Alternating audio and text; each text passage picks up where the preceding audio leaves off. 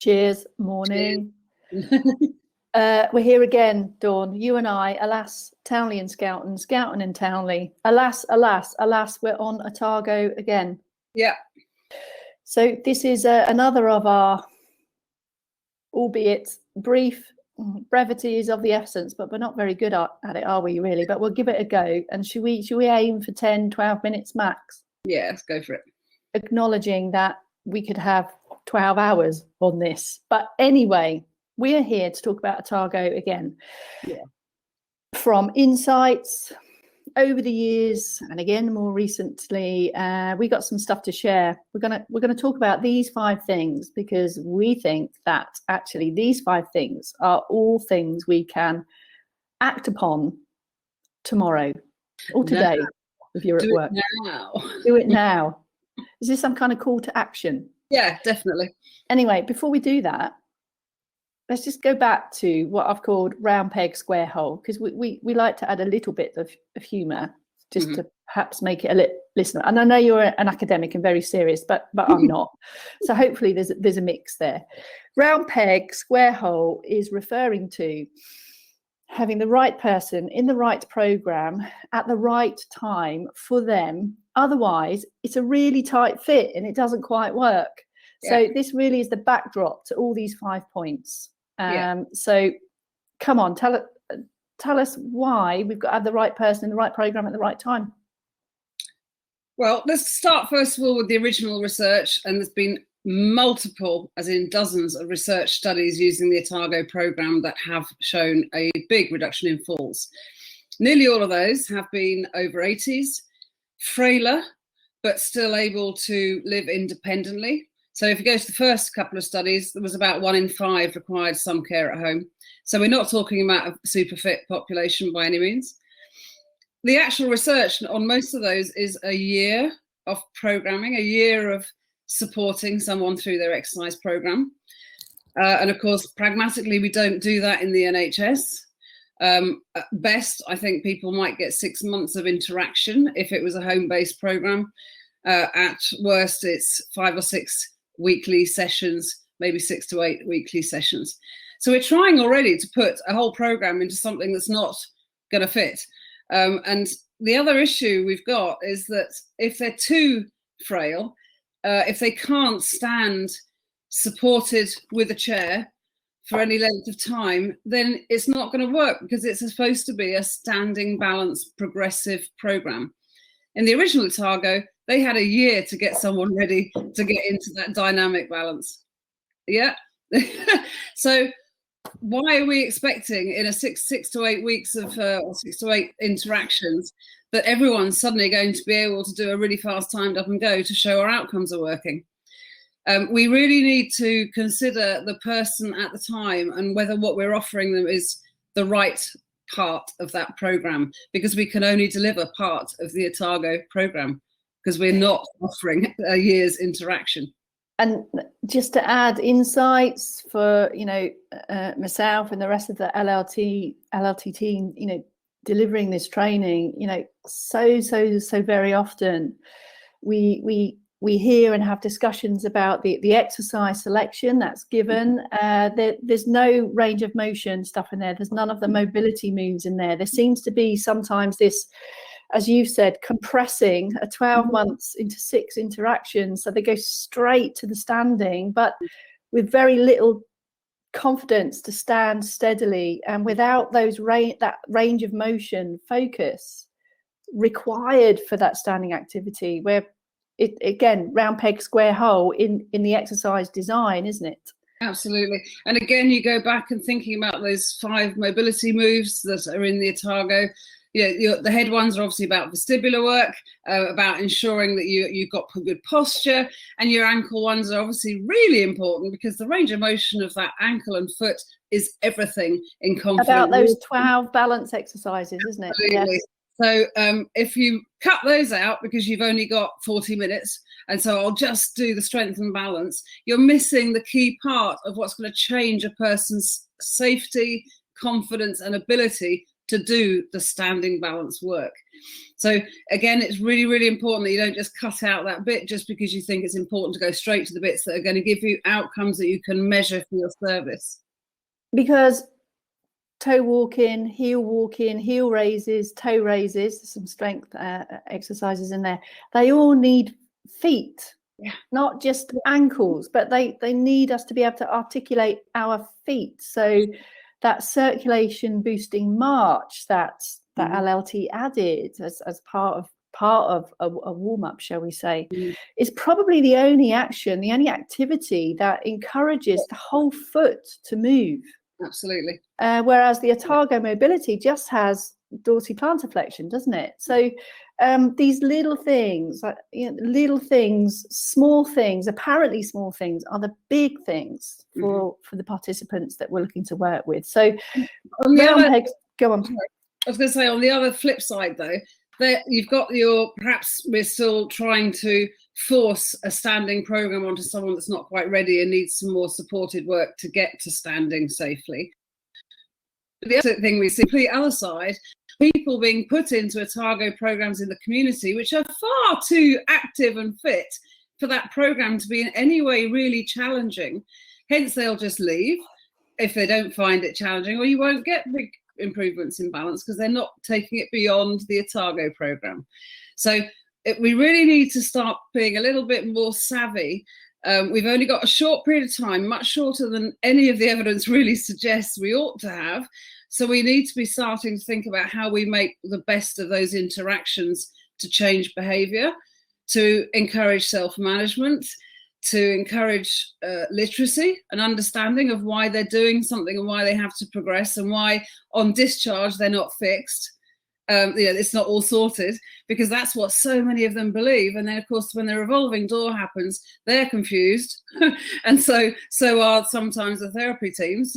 Well, not surprising, really. You didn't get them ready enough to go and self-manage, improve their activity outside of your intervention. And that's the key thing, isn't it? Is what they do outside, because just a couple of times or one time a week is not going to change physiology, let alone behaviour and habit. And that's where our other 4 come in.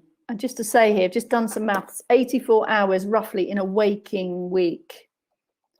Where is the real gains going to happen in that once per week interaction with us, or all of the other hours?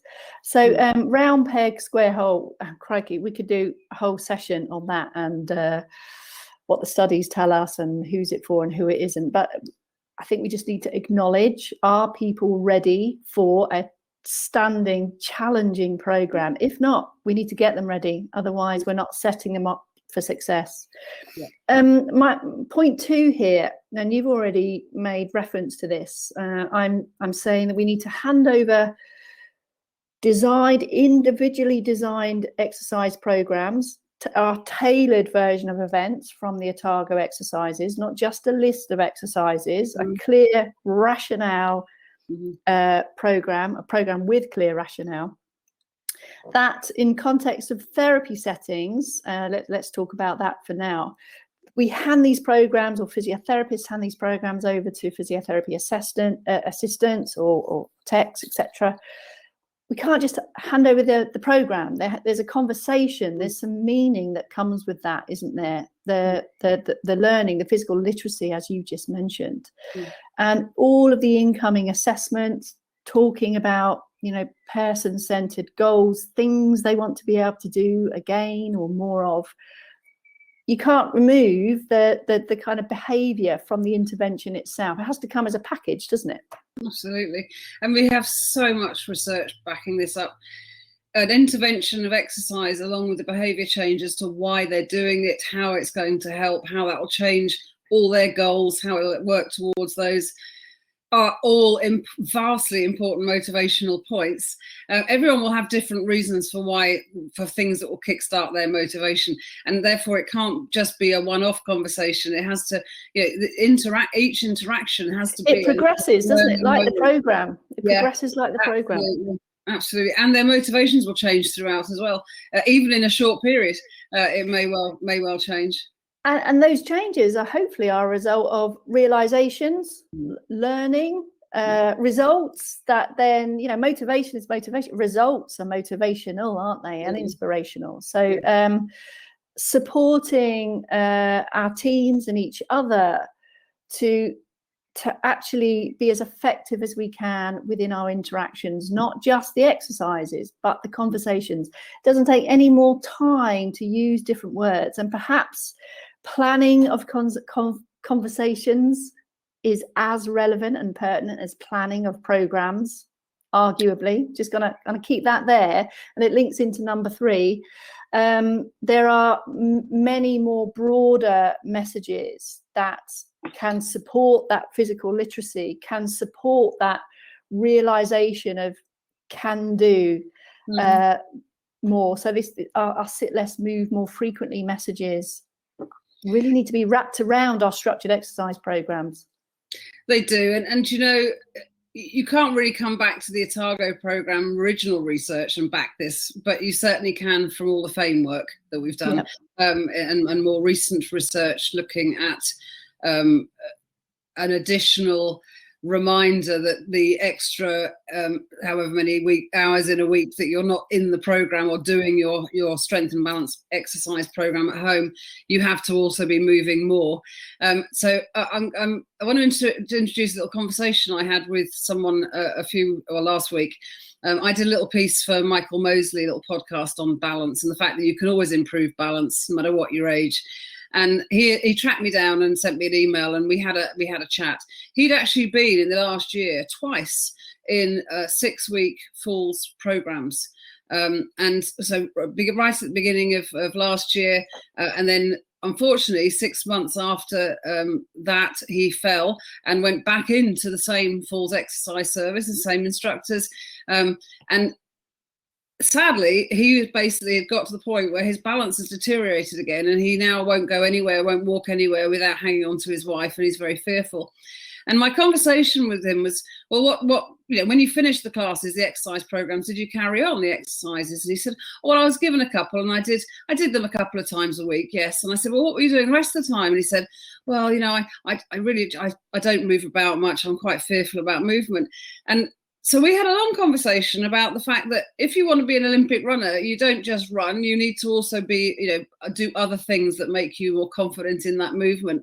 And I said, perhaps you're not confident much about movement because you don't do it very often. And you need to just be more active, more regularly. You know, every hour, just stand up, move about, walk around, just do those sorts of things. And it's fascinating because he said at no point had anybody ever said to him that he needed more than just what he was being given as the exercises. In other words, a bit like, here's a prescription for a pill, take it 3 times a day or twice a day, and you do that. There was never any sort of discussion about the importance of other things that would support that brief exercise sheet that he was given. And it's so important for this because he had believed that those exercises were going to sort him, and therefore he didn't need to do anything else. And he'd become so fearful because he'd stopped doing anything else, because he was only doing the things that would work. And we've seen this in some research on Otago. We've seen people reduce their habitual physical activity because they think they're doing the right thing.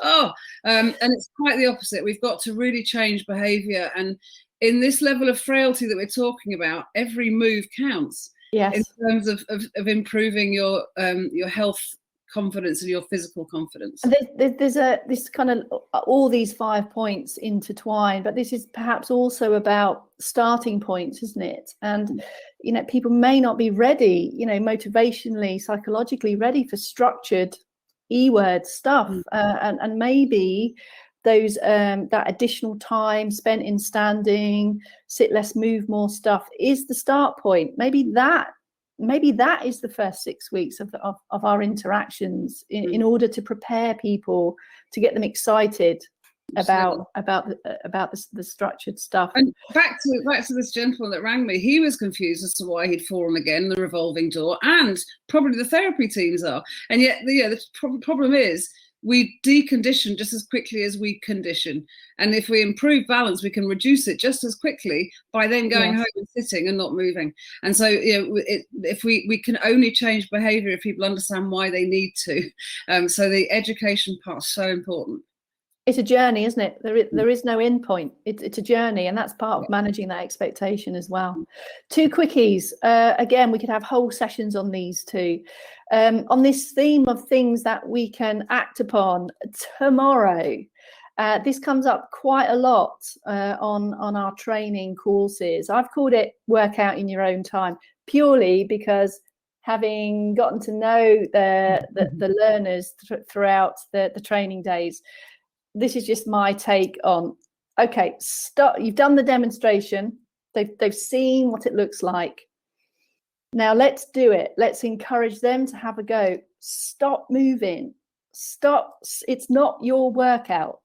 And in line with all the things you've mentioned about improving that physical literacy and learning, if all people are doing is copying us, how do we know what they've learned?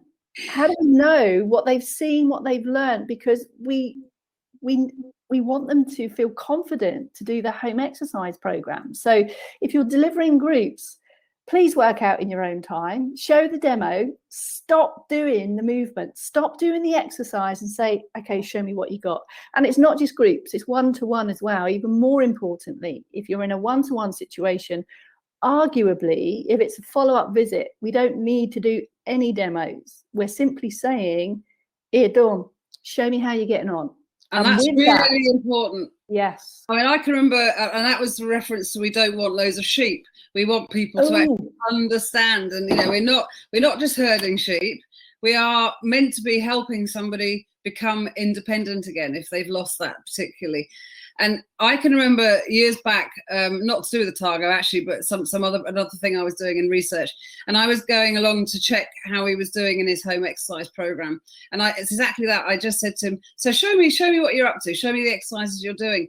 And I'd say maybe 3 out of the 6 or 7 I'd given him looked nothing like the original program I'd given him. They'd morphed into something else entirely. And there again is a reminder that if you don't do regular interactions, people do morph into something else. They actually tend to take an easier option and be less challenging.